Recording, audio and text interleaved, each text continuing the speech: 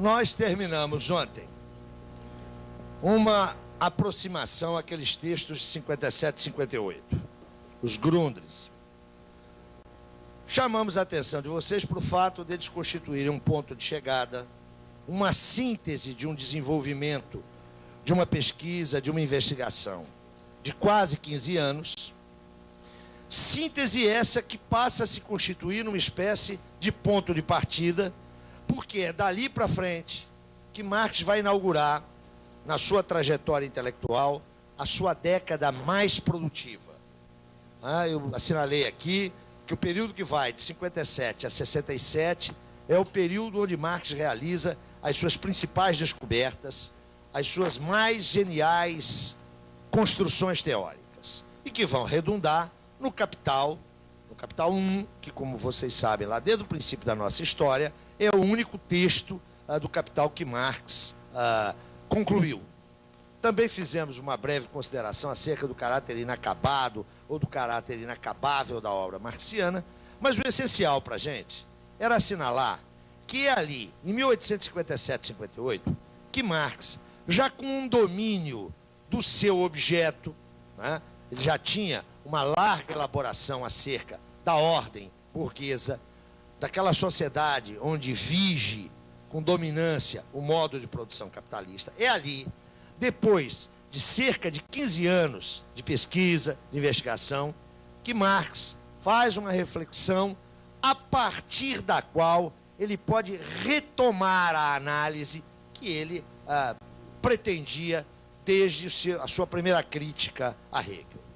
Então, aqueles manuscritos de 57 e 58 são um repositório de observações, de notações e de descobertas fundamentais para a realização da crítica da economia política.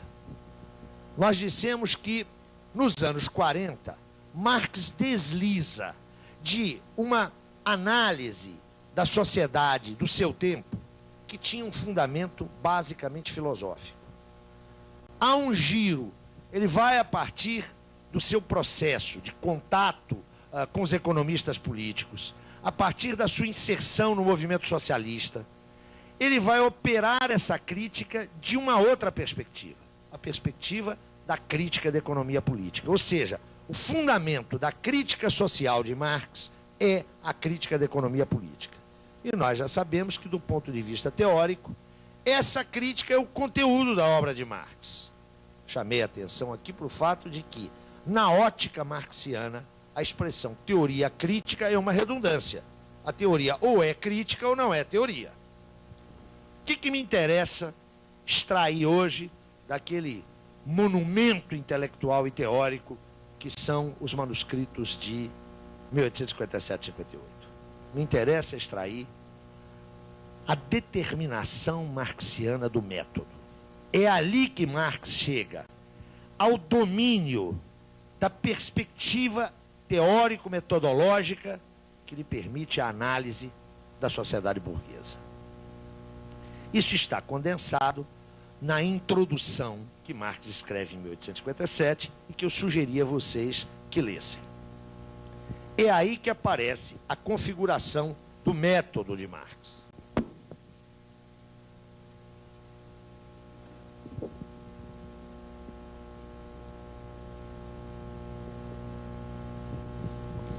Pouco importa a designação desse método.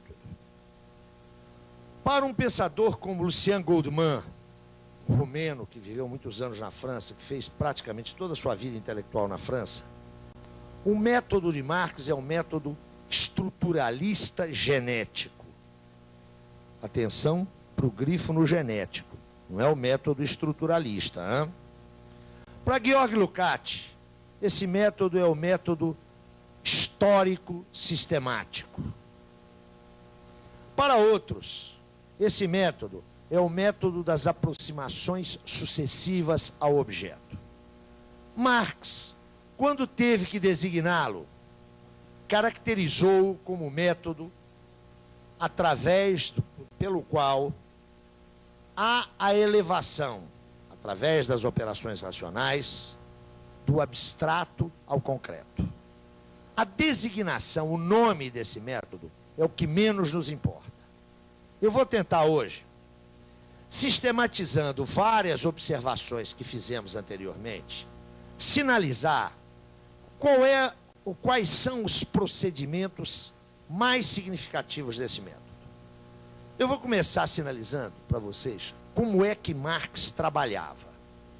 Depois eu vou dar um exemplo meio brincalhão e, na sequência, eu quero fechar um pouco indicando as categorias que são fundamentais para esse método.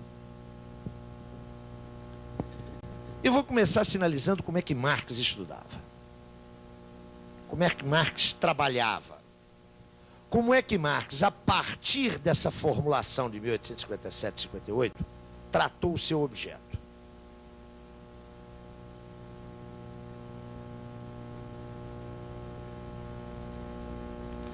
O ponto de partida de Marx é sempre um fato ou um conjunto de fatos. O ponto de partida é a expressão factual, é a expressão empírica, é a expressão fenomênica da realidade.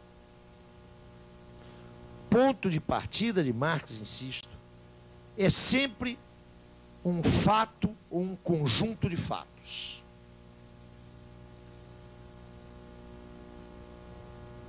Insisto na ideia de ponto de partida, porque para Marx, o conhecimento, e agora estamos nos referindo estritamente a conhecimento teórico, o ponto de partida do conhecimento, sem o que o conhecimento é impensável, é alguma expressão fática, alguma expressão empírica.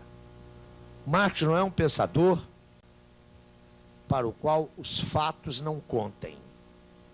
Como nós veremos em seguida, Marx está nas antípodas do empirismo. Marx recusa o empirismo. Mas a recusa do empirismo não significa, de forma alguma, que Marx desconsidere a realidade empírica, a expressão empírica do real. E por que isso? Que para Marx, a factualidade, que é a aparência, que é a expressão fenomênica da realidade ou do real, conta, é importante.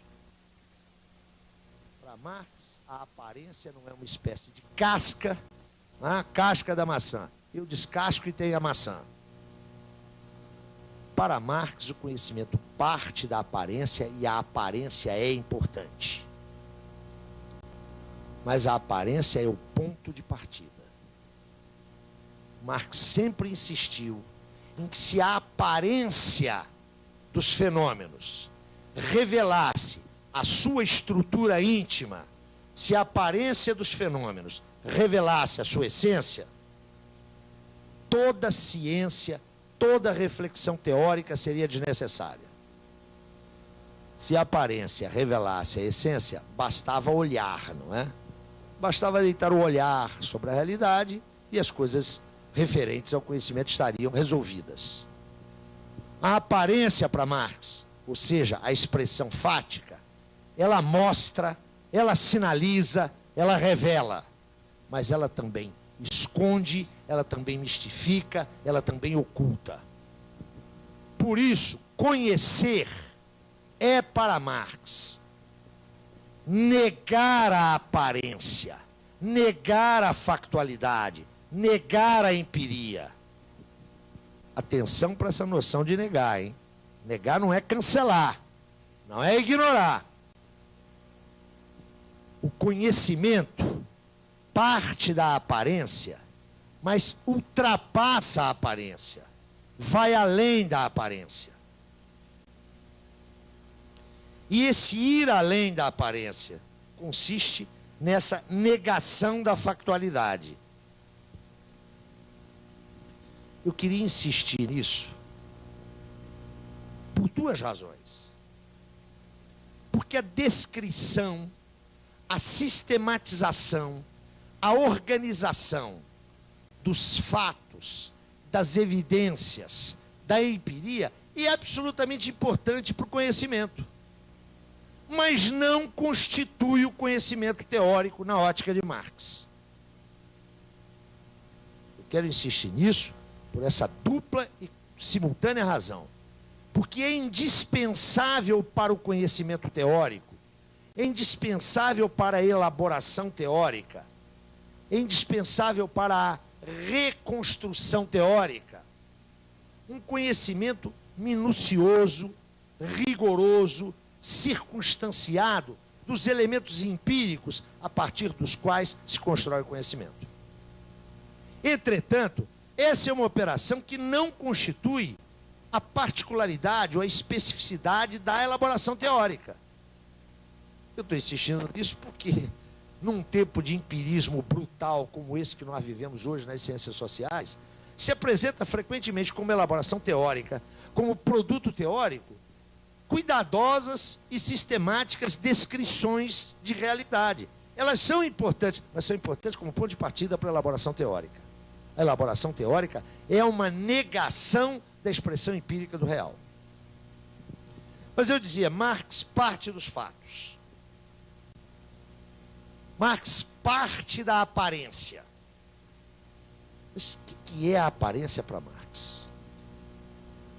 É um sinal, é um marco, é um indicador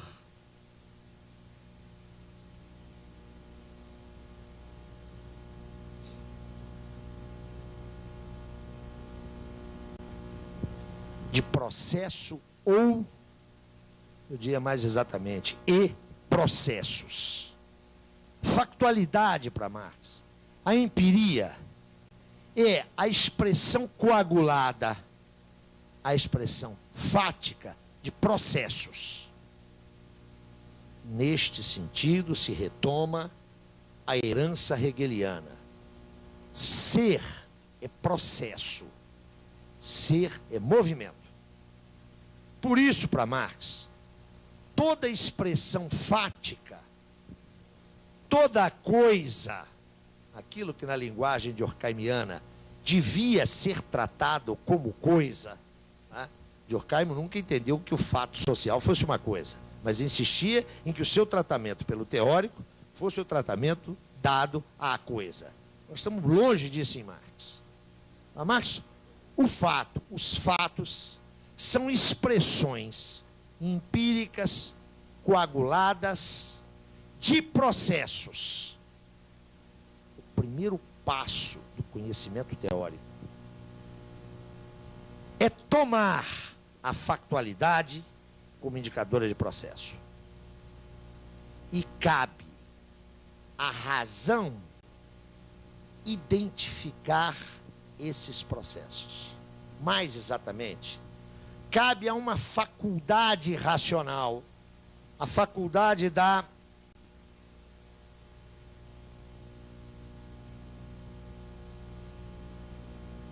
abstração. Cabe à razão, num movimento de abstração, ir além da factualidade para a identificação dos processos que a explicam e a implicam. A identificação dos processos de que ela é a aparência. No caso da pesquisa histórico-social, esse negar a empiria passa obrigatoriamente pelo recurso da abstração. Sem processos abstrativos, sem a capacidade de abstrair-se do fato dado, é impossível a construção teórica.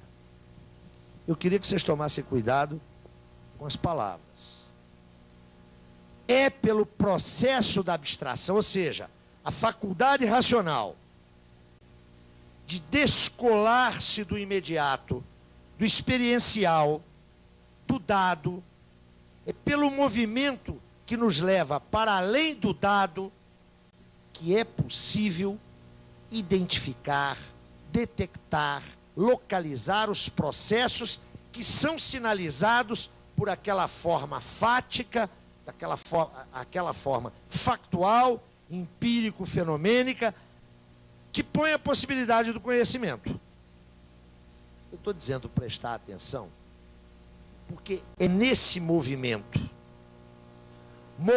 notem, propiciado pela faculdade, pela propriedade, pelo atributo histórico humano, intelectivo da abstração, é só por esse movimento que se pode abandonar o domínio do abstrato.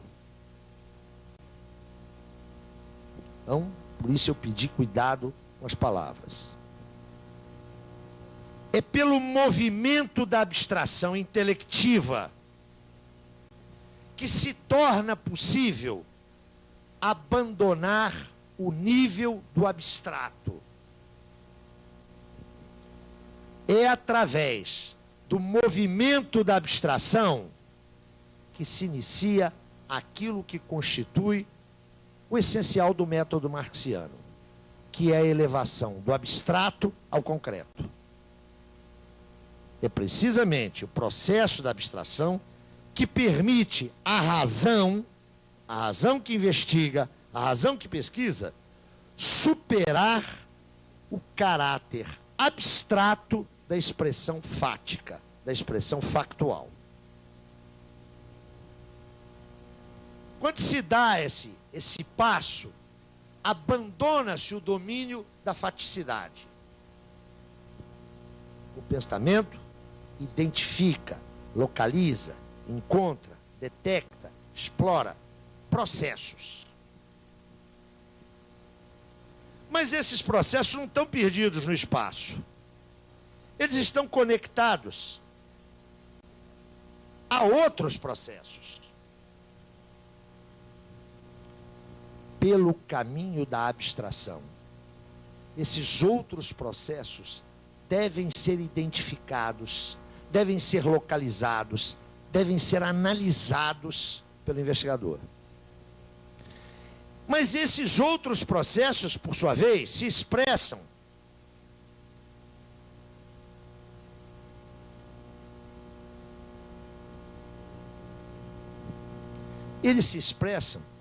empiricamente, eles têm sinais fáticos.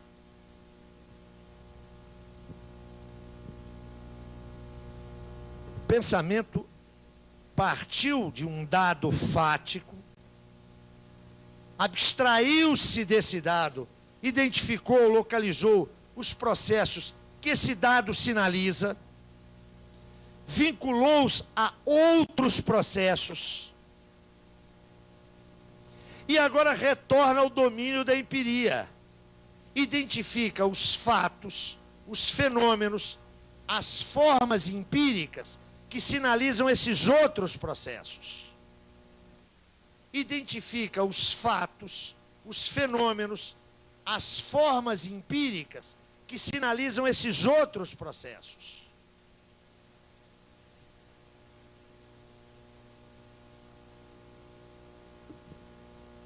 E então, o pensamento, na verdade, o pesquisador, retorna à forma factual, à forma empírica, de onde partiu. É claro que essa forma empírica continua a mesma. Ela não mudou em nada. A teoria nada produz. Na ótica marxiana, a teoria reproduz, idealmente, o movimento do objeto real. O objeto está lá, ó. O fato a partir do qual se iniciou, o fato ou os fatos, o fenômeno ou os fenômenos, a partir do qual se iniciou o processo cognitivo, nesse retorno eles estão lá, do mesmo jeito. O movimento teórico não os modificou. O movimento do pensamento não modifica nada. Toda vez que vocês tiverem dúvidas, lembrem-se de mim. Zé Paulo que disse, se a fé removesse montanha, não precisava de trator. Se aplica aqui para a teoria. Entretanto, este fato é agora tomado pelo pensamento em dimensões absolutamente não assumidas pelo pensamento, não apreendidas pelo pensamento, quando do ponto de partida. O fenômeno, a expressão empírica, está lá, do mesmo jeito. Só que, depois dessa longa viagem, o investigador pode ver no fato, na expressão empírica, ele pode ver aquilo que, inscrito no fato, não é evidente ao olhar, que não se sustenta nesse circuito analítico. Eu vou dar 2 exemplos, um deles muito infeliz. Eu já sei que é muito infeliz. É um exemplo extremamente precário, só para a gente tentar ver como é que essa coisa aí funciona. Depois eu vou procurar um exemplo menos infeliz. E depois nós vamos ver como é que Marx operou isso. Está todo mundo aqui sentado. Vocês chamam essa coisa onde estão sentados? Nós chamamos essa coisa onde estamos sentados de cadeira. Mas vocês estão sentados numa cadeira. A palavra cadeira, inserida nessa cadeia frásica, né? Cadeira não está solta, as palavras não estão soltas no ar. Eu digo, nós estamos sentados em cadeiras. Essa palavra cadeira tem para vocês uma carga semântica clara. Cadeira é um objeto que não dá em árvore, não é um objeto natural, que serve para a gente sentar. É isso que vocês estão fazendo aí.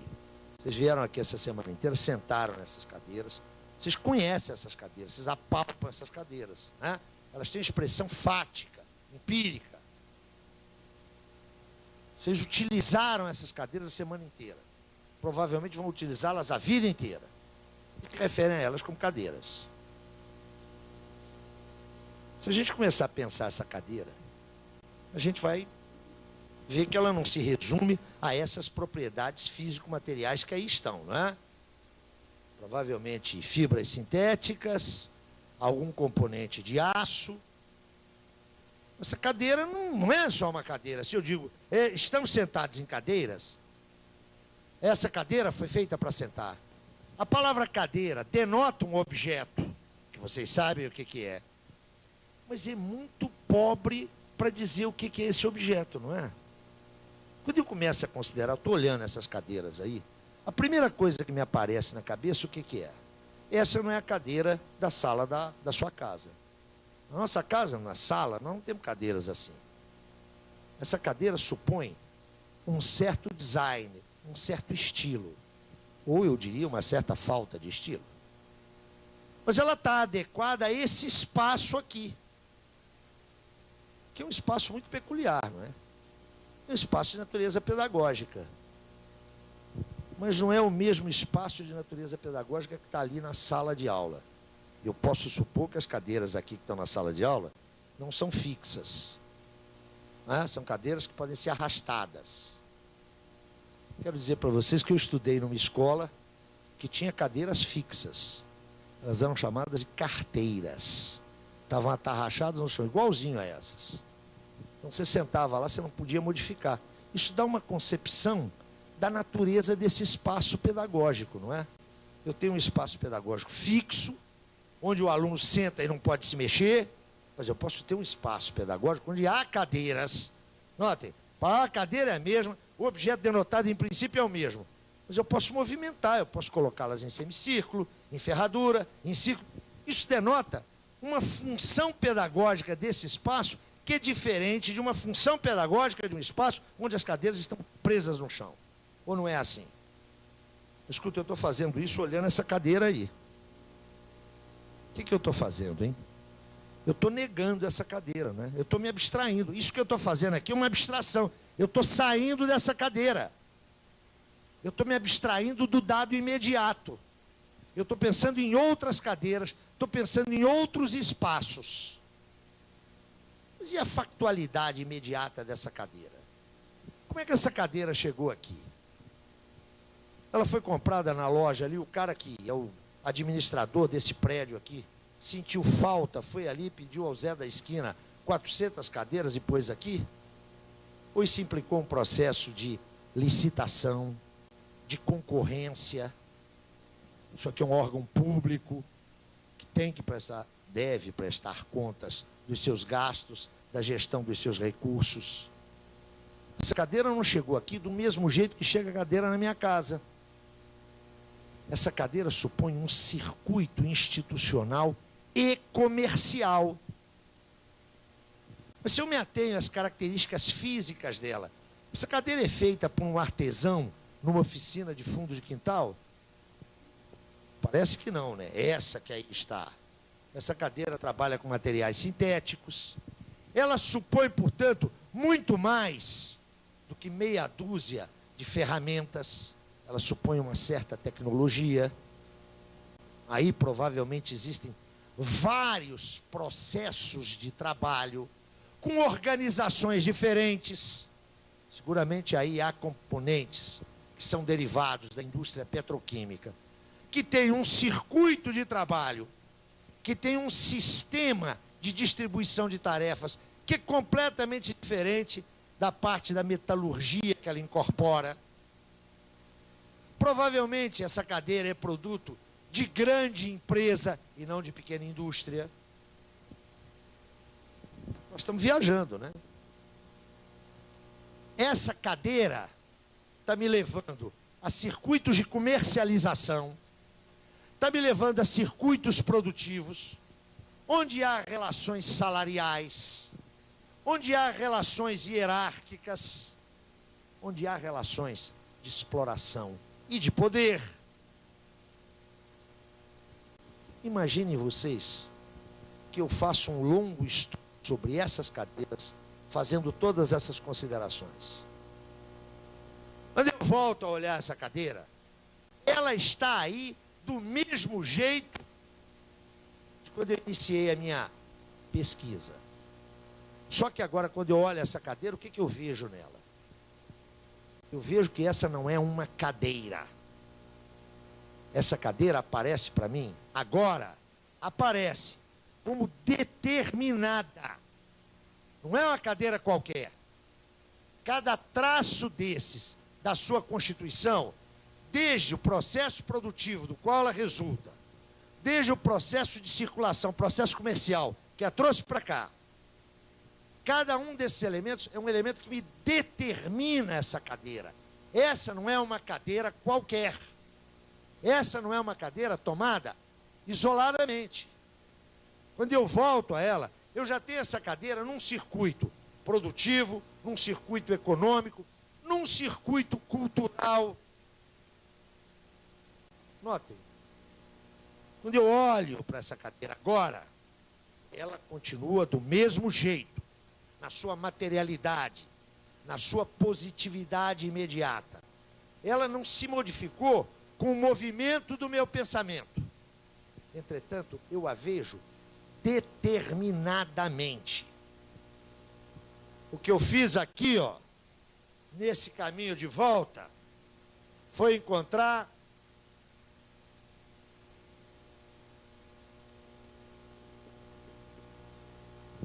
determinações. Investigação, pesquisa na ótica de Marx é a busca, é a procura das determinações. Vamos dar uma paradinha aqui? Qual que é a dificuldade com que o leitor se defronta quando está lendo o Capital? Pegou lá a obra, o Capital, e começou a ler. A primeira dificuldade que ele se defronta é a seguinte: a página 25 aparece uma, na ótica do leitor, uma definição de capital. Aí, né, o moço que aprendeu a fazer ficha, bota lá, abre aspas. Capital é uma relação social, fechou aspas. Aí ele decora aquilo. E ele está satisfeito da vida quando na página 72 aparece uma outra definição de capital. Na página 74, outra. O cara fica desesperado. Marx não trabalha, se é possível falar uma lógica marxiana, não é a lógica das definições. Quem quiser procurar, Marx define, está dizendo besteira. Marx opera pelo processo da saturação de determinações. A expressão saturação é felicíssima. Vocês conhecem, como é que chama aquilo que a gente lava prato? Esponja, hein? Essas esponjas. Quando você abre a torneira, a esponja está seca. Você esfrega o sabão ou põe o detergente, encharca a esponja, né? Você está saturando a esponja. Marx opera através da saturação das determinações. Quando eu voltei para olhar essa cadeira, a minha reprodução ideal dela está cheia de determinações. O conhecimento implica a saturação máxima de determinações. E essas determinações só são encontradas aqui, ó, no processo da pesquisa. Esse caminho, o caminho que pela abstração me permite sair do imediato, saltar, negá-lo, é o processo de procura, de busca das determinações. Conhecer algo é conhecer as suas determinações. Determinações, insisto, que no contato imediato do pesquisador com o objeto, no contato com a evidência, com a empiria do objeto, não são visíveis. Os fatos nada dizem. Os fatos não são eloquentes.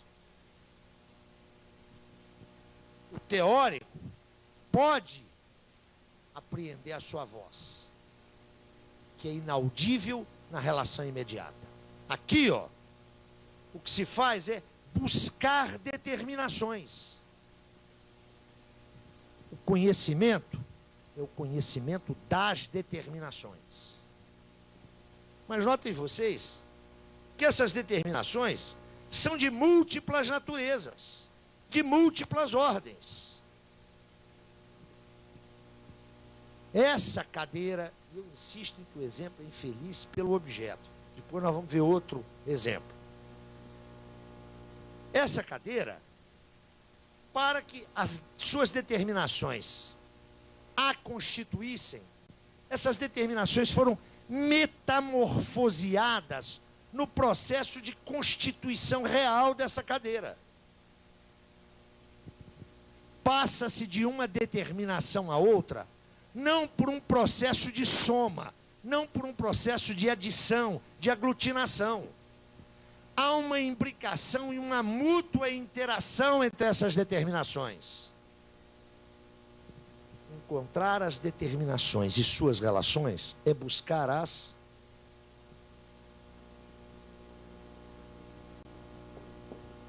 mediações.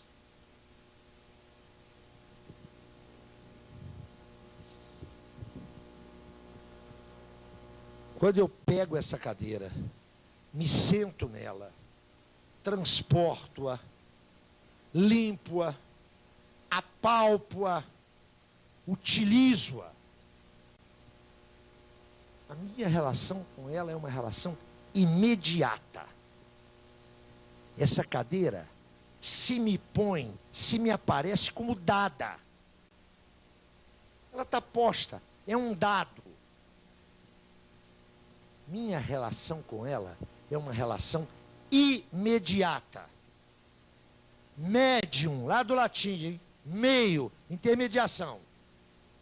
Minha relação com isso aqui, ó, que eu estou usando desde o princípio da semana, e posso usar a vida inteira, é imediata. Quando eu faço esse trajeto aqui, ó,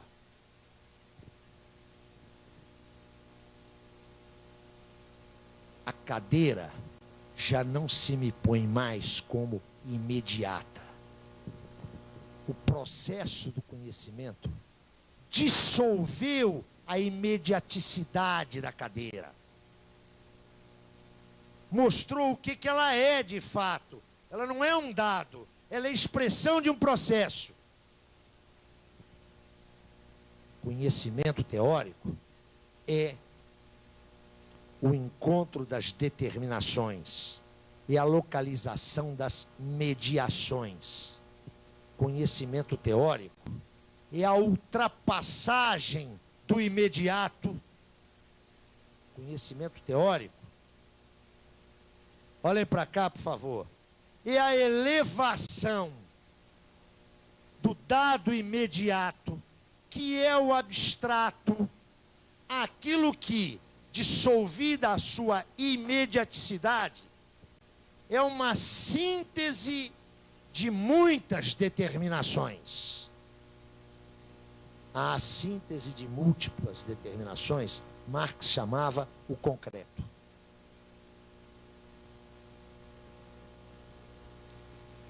É evidente, meus amigos, nesse exemplo da cadeira, que quando eu a tomo concretamente, esse concreto aparece como resultado do movimento do meu pensamento. Foi o meu pensamento que localizou determinações, mediações. Parece que foi o meu pensamento que pôs, que construiu essa concreção. Não é verdade. Essa concreção já estava dada, mas a imediaticidade da relação com o objeto impedia que essa concreção emergisse. Não é o pensamento que gesta o concreto, é o pensamento que reproduz, reconstrói o processo de constituição do concreto.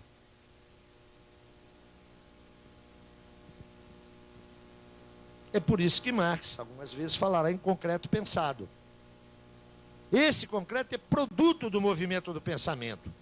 Mas não é produto do movimento do pensamento a cadeira. Está claro? Por que o exemplo é infeliz? Porque embora a cadeira não seja um objeto natural, né? Não está aí perdido no espaço, não dá em árvores. Mas a gente precisa encontrar algo mais social. Todo mundo tem aí no bolso e na bolsa. Olha a riqueza de um homem. Professor universitário titular, hein? Todo mundo tem aí no bolso e na bolsa esse papel pintado. Né? Que a gente chama de dinheiro. Bilhete, de cédula. Todo mundo aqui sabe usar isso muito bem.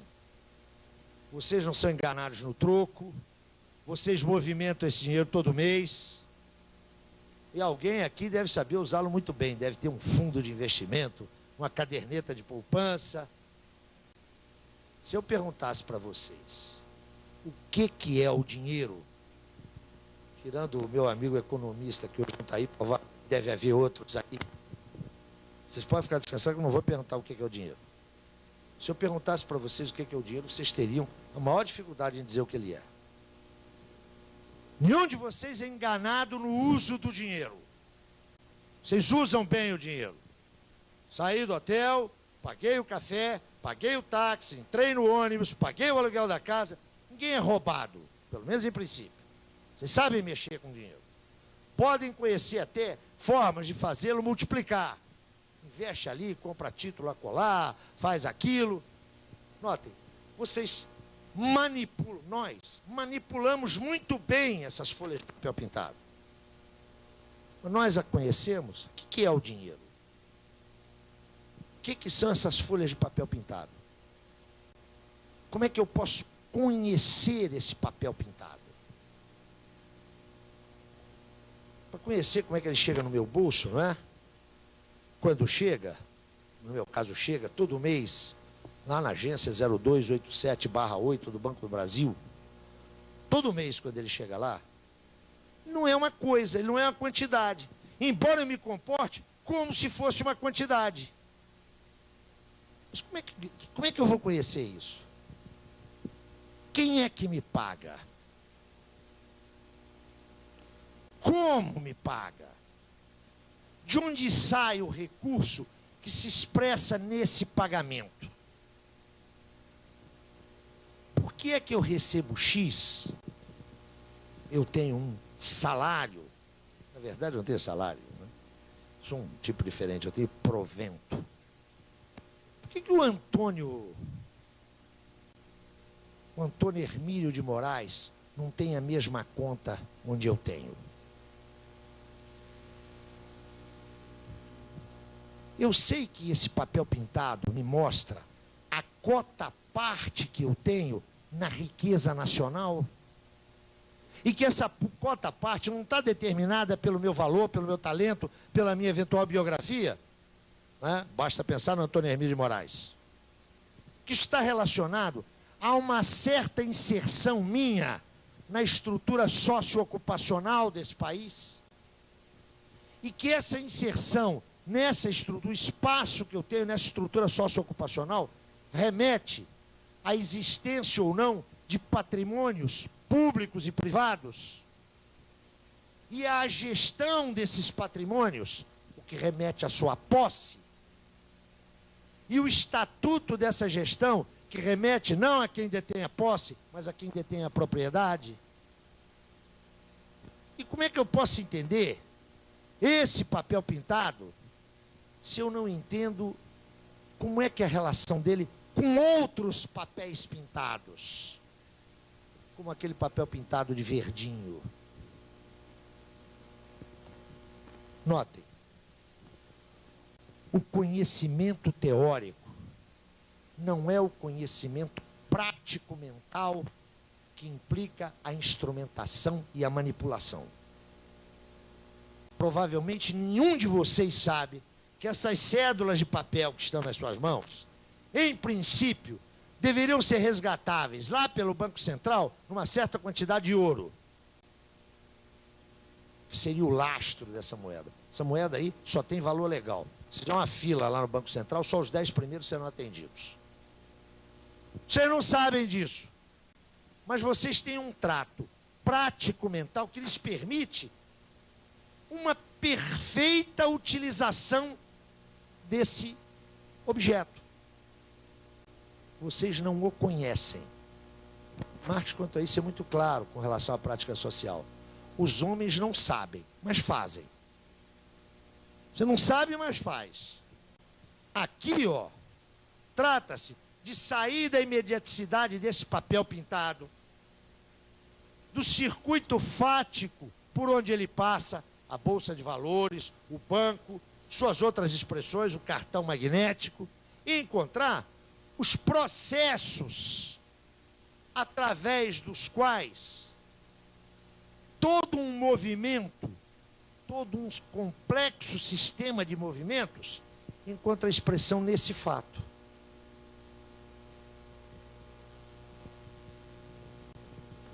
Era assim que Marx operava.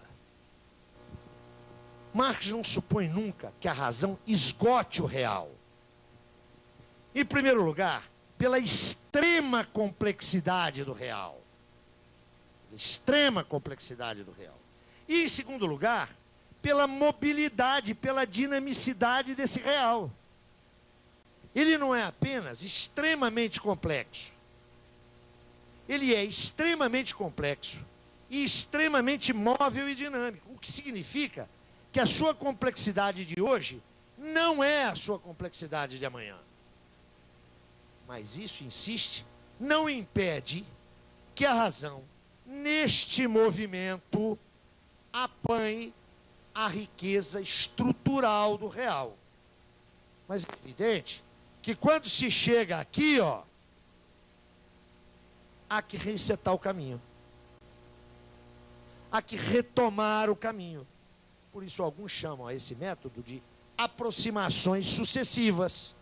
E é claro, o universo de fatos e de processos abarcados também se amplia. Estava lhes dizendo há pouco como é que é esse circuito do pensamento, segundo Marx. Há um exemplo que é um exemplo tipicamente marxiano. Há um fato com o qual Marx se defronta em 1840, 1850. É um fato social, no sentido mais imediato da palavra. Salário. Homens e mulheres entravam num espaço fabril, despendiam determinadas horas do seu esforço físico e também mental, não é? Ninguém trabalha só com as mãos. E ao fim de uma semana, ou de uma quinzena, ou de um mês, recebiam um quantum em dinheiro. Ao tempo de Marx, essa relação sinalizada pelo salário era vista como? Era vista como a remuneração do trabalho. Nesse espaço fabril, entravam em igualdade jurídica de condições trabalhadores e patrões. Da mesma forma que o patrão pagava pelo uso do solo para fazer a sua instalação, construir a sua fábrica, pagava pelas máquinas que comprava, pagava pelas matérias-primas e insumos que utilizava, ele também pagava pelo trabalho que ele empregava. Tudo era mercadoria. O patrão comprava a mercadoria ferro, comprava a mercadoria máquina, comprava a mercadoria espaço que ele utilizava e comprava uma outra mercadoria, trabalho.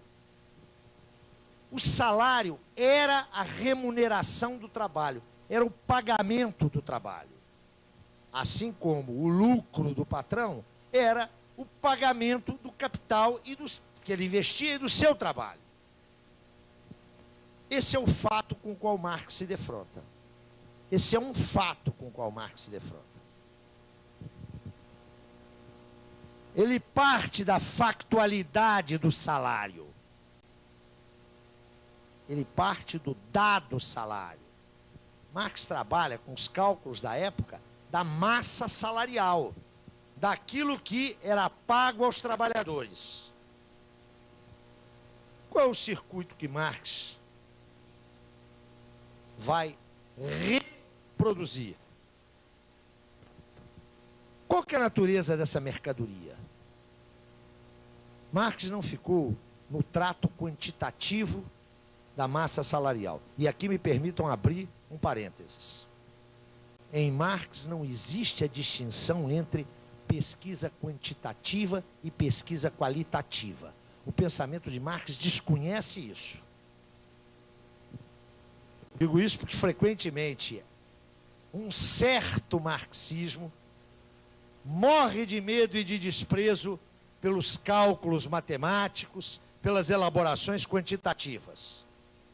O mais ingênuo dos leitores do Capital está cansado de saber que Marx se vale largamente daquilo que hoje se denomina de análise quantitativa. A análise quantitativa, o trato quantitativo, sempre foi para Marx um recurso fundamental na elaboração teórica. A análise qualitativa, que alguns leem hoje em Marx, está diretamente imbricada na sua análise quantitativa. É bom deixar isso claro. Só que para Marx, o trato quantitativo não é um trato teórico, é um trato pré-teórico. Ele é indispensável à elaboração teórica.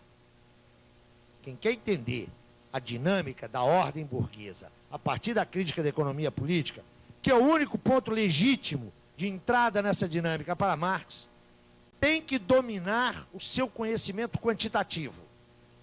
Mas isso não é análise. A análise marxiana arranca daí.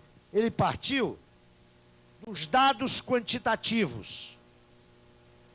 Mas ele tratou de compreender, primeiro, a particularidade das mercadorias que o patrão, ou se vocês quiserem, o capitalista ou o burguês, comprava.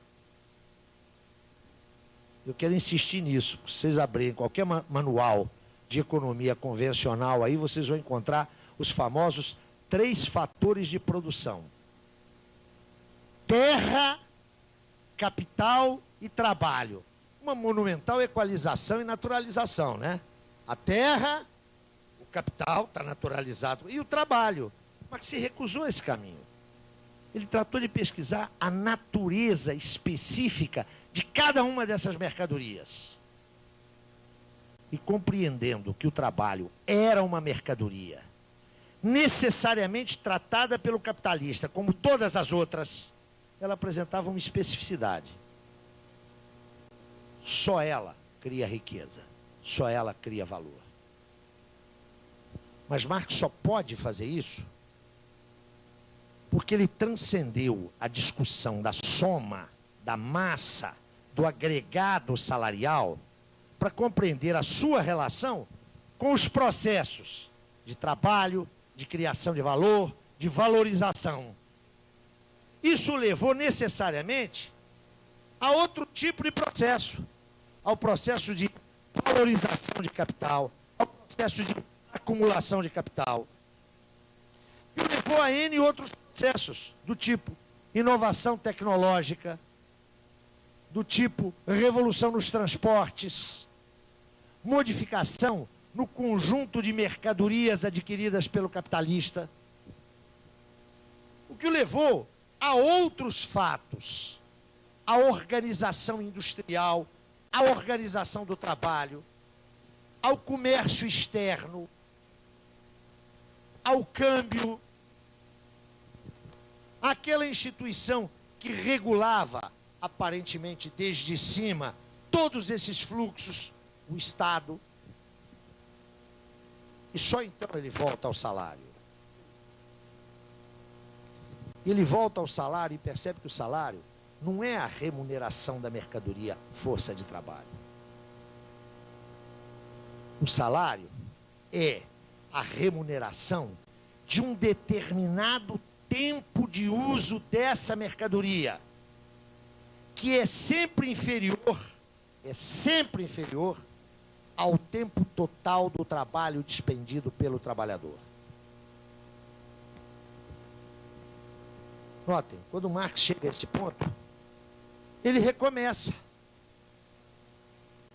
Ele agora vai querer compreender o que acontece com o resultado daquele tempo de trabalho, aquele tempo de uso da força de trabalho, que nunca é remunerado. O que acontece aí? O que acontece com essa cota de tempo de trabalho investido? O que acontece com o valor que daí emerge? Com o valor que aí é produzido? Ele volta a um novo circuito. O capital é esse movimento constante. Por isso, não tem uma definição de salário. Há várias determinações de salário.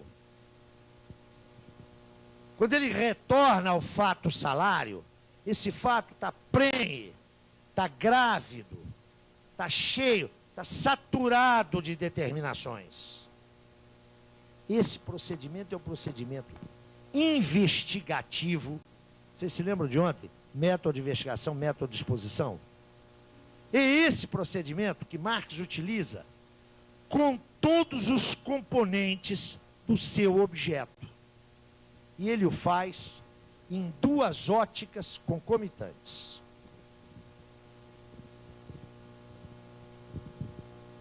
Quando Marx toma o fato, ele o toma numa dupla perspectiva.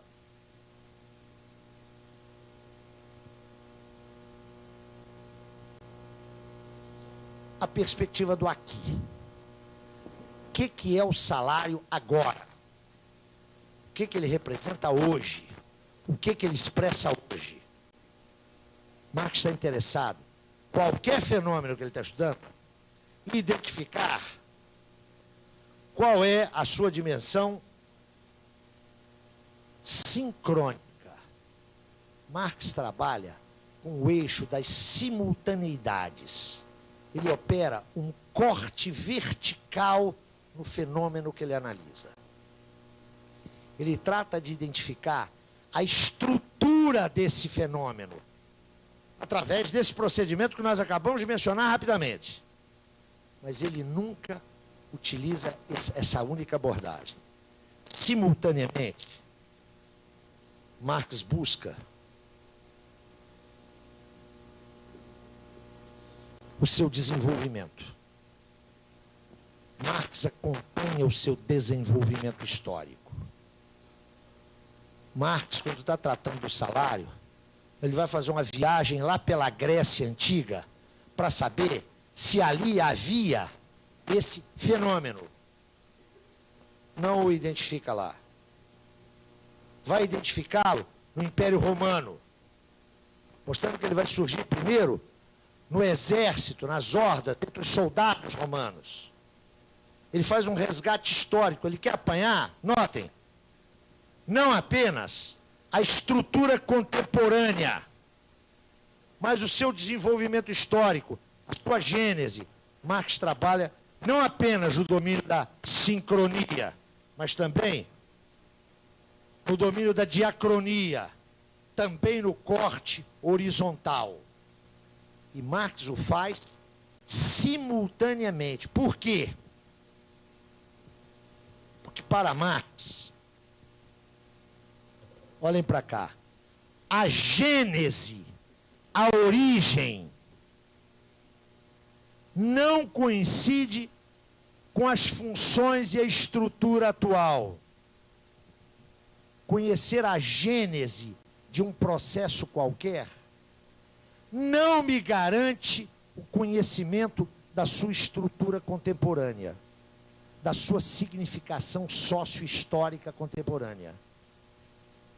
Essa distinção é absolutamente importante, hein? Por quê?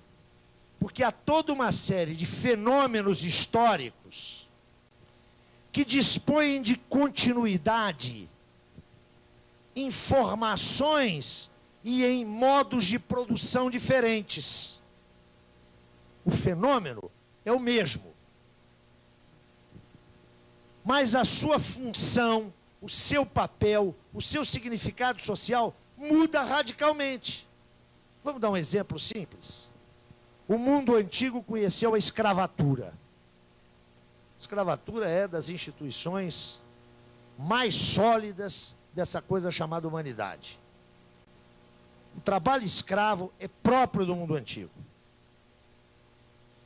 Nos séculos 17, 18 e 19, se reinstaura a escravatura, especialmente nas Américas. Notem, o fato, escravatura, era o mesmo.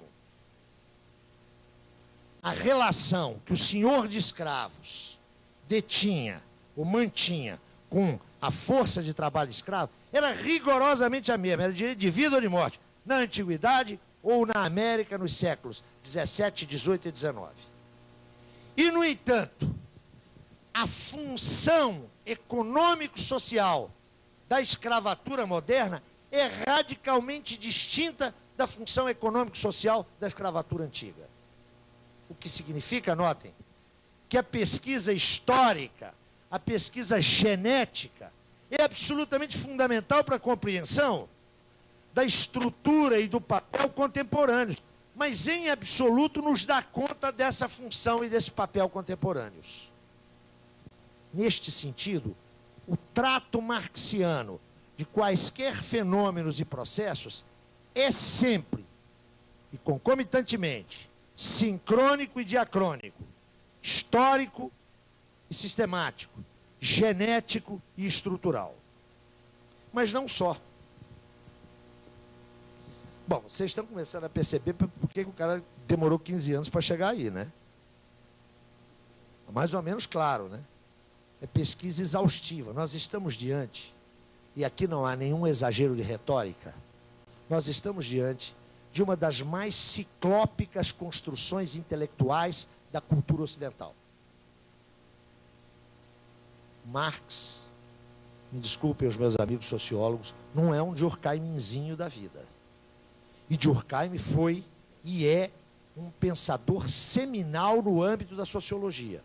Mas não dá nem para comparar o nível de articulação, de riqueza e de sofisticação dessas construções, não é? O mesmo vale também para Weber. Marx, sob esse aspecto, é um monumento único da cultura ocidental. Mas não, ele não para aí. Essa sua pesquisa é sempre e duplamente. Primeiro,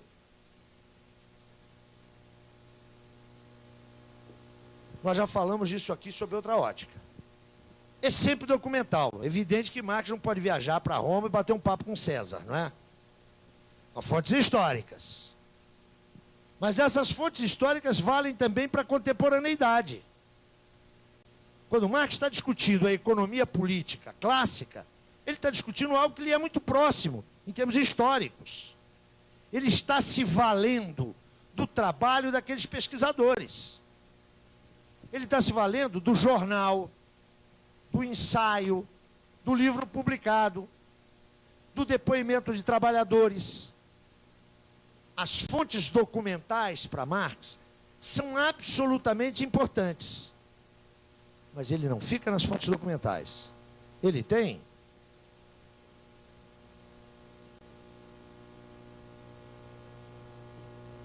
exame de realidade.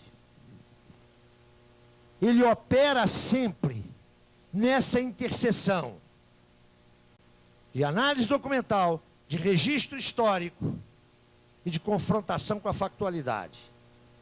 Ele opera sempre no plano diacrônico e no plano sincrônico.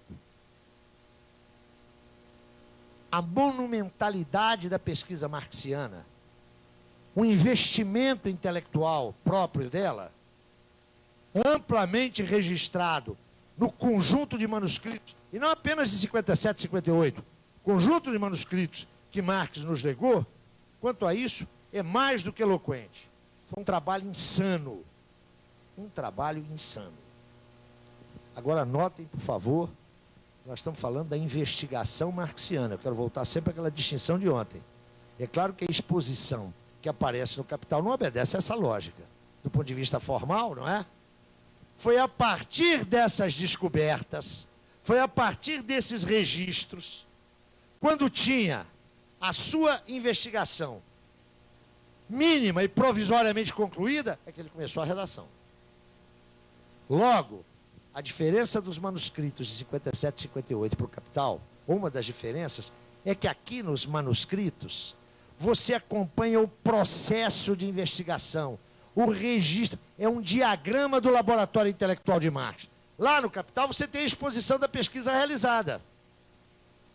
Nós estamos aqui nos interessando pelo método de investigação.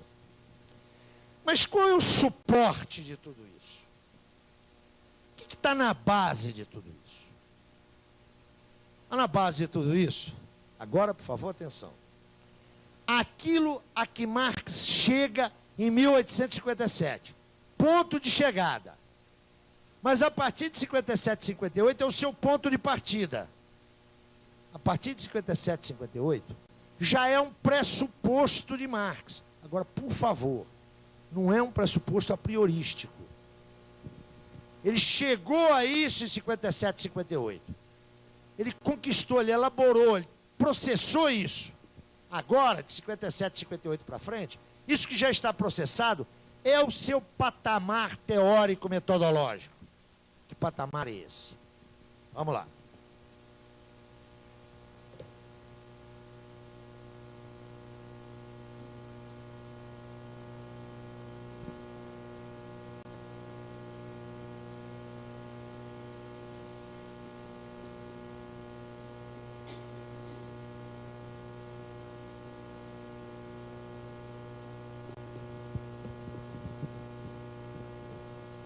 Nós dissemos aqui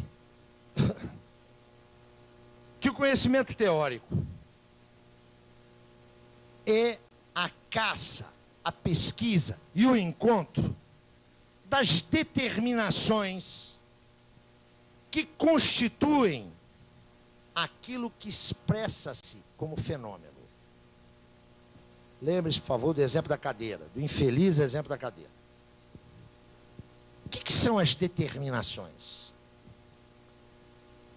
são traços constitutivos do movimento sinalizado pela existência empírica da cadeira.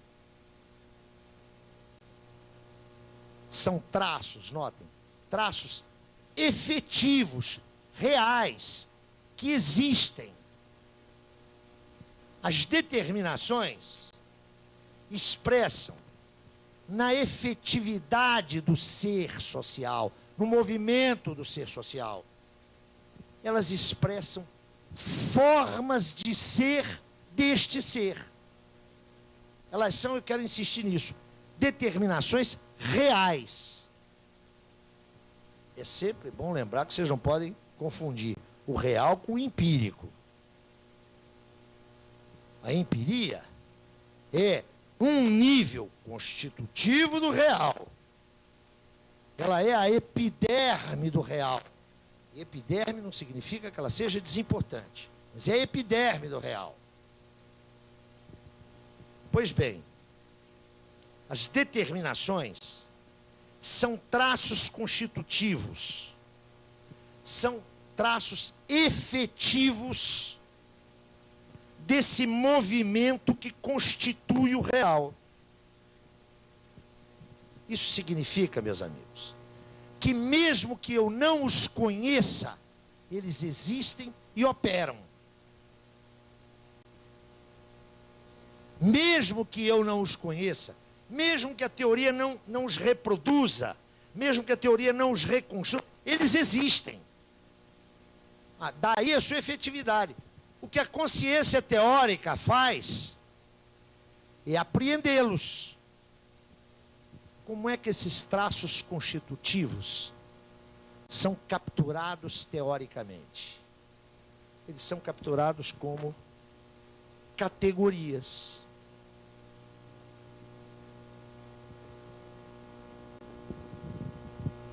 Vamos ao exemplo banalíssimo da nossa vida cotidiana. Trabalho. Essa palavra, nos nossos sistemas de discurso, elas expressam uma categoria. O que é isso? É uma ficção? É uma invenção da teoria social? Trabalho, para Marx, inventou ou ressignificou o trabalho? Não. O trabalho é uma categoria operante. O trabalho existe. Ele é constitutivo do ser social. Através da sua representação, sinalizada pela palavra trabalho, a razão extrai um traço da historicidade, um traço da processualidade histórica, um traço da constituição do social, e o sistematiza, o organiza num quadro que reproduz o movimento desse social. Mas o trabalho não existe na cabeça do pensador. A categoria trabalho, enquanto categoria teórica, não é uma invenção da mente. Ela é o produto da análise do real pela razão. Isso significa que as categorias teóricas de Marx, elas não são produções, elas não são criações no sentido, notem, de que a mente, o cérebro, as engendrou. Não. Elas são a representação ideal de um traço efetivo da realidade. Nesse sentido, essa categoria trabalho e todo o conjunto categorial de Marx, na sua dominância quase absoluta, trata-se de categorias não pensadas como artifícios intelectivos para conhecer a realidade, mas como expressões ideais de traços efetivamente constituidores da realidade. São categorias ontológicas. É impossível elaboração teórica sem o recurso à categoria. Mas se eu me fiz entender ao longo das conversas de ontem e dessa de hoje, a categoria não é criada pelo sujeito que pesquisa. O sujeito que pesquisa extrai a categoria do seu objeto, porque ela é, nessa ótica, um traço constitutivo da estrutura desse objeto. Donde, por favor, a significação daquela observação que eu fiz anteontem. O teórico, o movimento teórico ideal para Marx é aquele onde o sujeito guarda em face do objeto a máxima fidelidade. Lembram-se? É a fidelidade de apreender esses traços constitutivos. Se expressam com o instrumento teórico das categorias analíticas. Mas essas categorias, atenção, não são artifícios. Elas expressam, para usar a expressão marxiana, modos de ser, formas de ser da realidade. Agora, por favor, uma observação lateral. Eu dizia há pouco que Marx se vale de uma ampla massa documental na sua pesquisa. Dizia mais, há 1 ou 2 dias atrás, que Marx era um materialista, no sentido do próprio caráter da teoria, no sentido de que nada que se passa aqui não tenha se passado ou esteja se passando aí. Lembram-se disso? Então, esse é o materialismo de Marx. Isso aqui, agora, por favor, atenção, só vale para a teoria, hein? Nós estamos tratando aqui de conhecimento teórico. Também discutimos a ideologia, lembram-se? Lembram da discussão da ideologia? Quando a gente pegou o texto lá de 45, 46, olha, isso é um conceito crítico negativo. A ideologia não é uma mentira. Vocês se lembram disso? Por que Marx recorre a essa massa documental? Porque para ele, salvo 2 casos extremos, primeiro caso extremo, o da mentira intencional. Não é o caso da ideologia, hein? O caso da mentira intencional, da falsificação intencional da realidade, salvo nesse caso, ou num outro caso, de uma mente alucinada, alienada, doente. Quero dizer para vocês que Marx era um tipo muito atrasado, hein? Ele achava que tinha doido mesmo. Ele ainda não tinha se formado no Collège de France, que acha que não existe loucura, que a loucura é uma forma de segregação do diferente. Marx não, Marx é muito atrasado, ele acha que tem doido mesmo. Pois bem, salvo nesses 2 casos extremos, no caso da falsificação intencional e no caso da alienação no sentido técnico, para Marx, todo o texto expressa a realidade. Mesmo o texto ideológico, mesmo aquele texto da falsa consciência, recordam-se? O que Marx vai dizer dos economistas clássicos? Vai pegar as categorias dos caras e olha, essas categorias, elas têm pertinência real. Mas dado o comprometimento ideológico desses pensadores com a constituição de um mundo novo, eles são incapazes de reconstruir o condicionalismo histórico dessas categorias. Para o economista clássico, a propriedade privada dos meios de produção é natural. Não é a categoria que é enganosa. O que é enganoso é supor que essa categoria é uma categoria supra-histórica.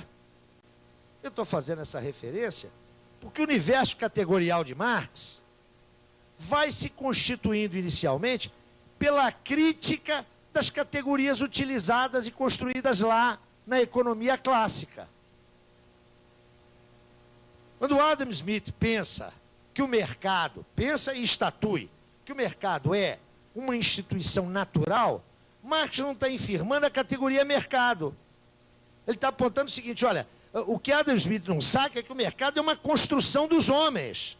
É uma forma histórica, transitória, efêmera, que não existe per omnia secula seculorum. Não é uma forma natural. Nesse sentido, a construção categorial em Marx, nós veremos que Marx constrói um universo categorial único, inesgotável. Mas essa construção está hipotecada à sua análise crítica da economia clássica. Mas eu dizia, o primeiro elemento que a partir de 57, 58, Marx dá como pressuposto, porque ele o processou, não porque seja um pressuposto, é o resultado de 15 anos de pesquisa, esse primeiro elemento aqui, ó. Pesquisador tem que dispor de um arsenal categorial que lhe permita aquele movimento que a gente viu lá. Aquele movimento de ascensão do abstrato ao concreto demanda a utilização categorial. E por quê? Nós já vimos isso ontem, né? Por que a gente pesquisa? Ninguém começa a pesquisa do nada. Ninguém começa a pesquisa sem estoque crítico anterior. Seja um estoque crítico insuficiente, seja um estoque crítico considerado falso, mas parte dele. Marx parte da economia política clássica. Mas o segundo elemento,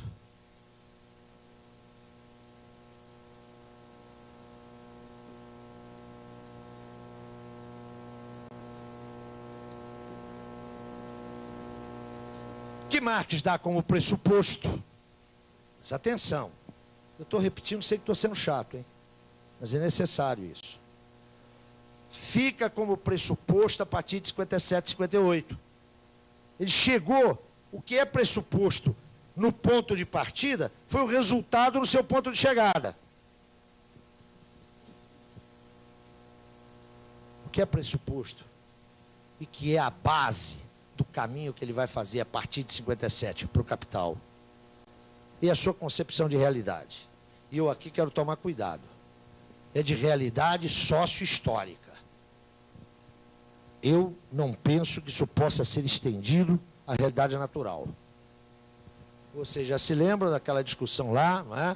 Da teoria de Marx como uma suma que explica tudo, não é? Um sistema de saber que cobre a natureza e a sociedade. Eu sou muito cauteloso com relação a isso.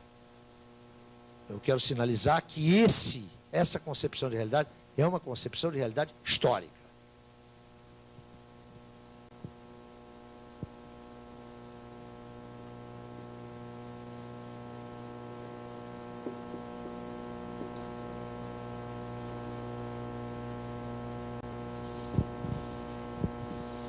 A realidade para Marx tem um caráter dinâmico processual. Temos que tomar muito cuidado para não banalizar essa afirmação. Uma das heranças da modernidade, isso vai percorrer o pensamento todo do século XIX, é a concepção da realidade histórica como movente. Não é isso que caracteriza Marx. Isso caracteriza todo o pensamento social da modernidade. Portanto, quando vocês estiverem dando aula e dizerem para os alunos de vocês que a realidade é dinâmica, vocês estão dizendo uma obviedade, no fundo isso não significa quase nada. Nem os positivistas mais ortodoxos supunham uma realidade estática. Lembro para vocês que é de Comte a tentativa de pensar a sociologia numa dinâmica e numa estática sociais. Dinâmica. Dizer que o social, que o histórico é uma estrutura movente não significa coisa nenhuma. É muito pouco determinado. Está vendo a importância das determinações? Isso aí não significa nada. Assim como não significa nada, a gente vê nos manuais de serviço social, e não só, né, de pedagogia, uma profissão a serviço da transformação social. Não tem ninguém aqui que seja contra a transformação social. O Inocêncio de Oliveira é a favor da transformação social. Claro ou não? É claro que é. Para você saber o que é isso. Então, afirmar aqui, Marx tem uma concepção da realidade como movente, dinâmica, em movimento, processo, não significa nada. Todo cientista social da modernidade pensa assim. O problema está na natureza e no sistema de mediações desse movimento. Em Marx, essa dinâmica é uma dinâmica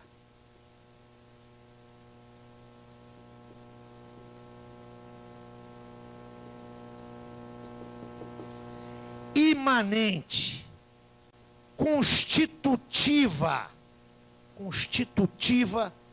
do mundo histórico-social.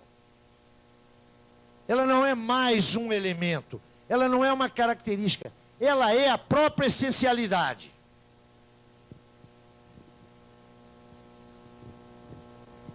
Ela é a própria essencialidade. E ela é determinada por quê? Qual é o centro desse dinamismo?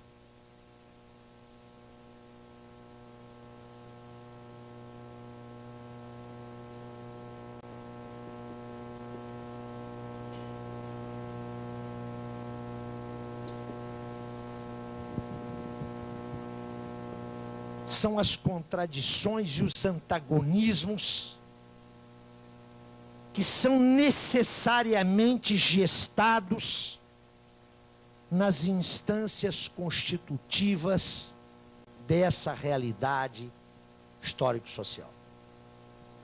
Não é conflito, não é tensão, não é oposição, não é diferença. Preciso tomar muito cuidado aqui, né? Frequentemente se tomam diferenças por contradições. O que move a realidade sócio-histórica, o que lhe dá essa dinamicidade, são as suas contradições e os seus antagonismos. Mas isso é pouco. É preciso apreender qual era a natureza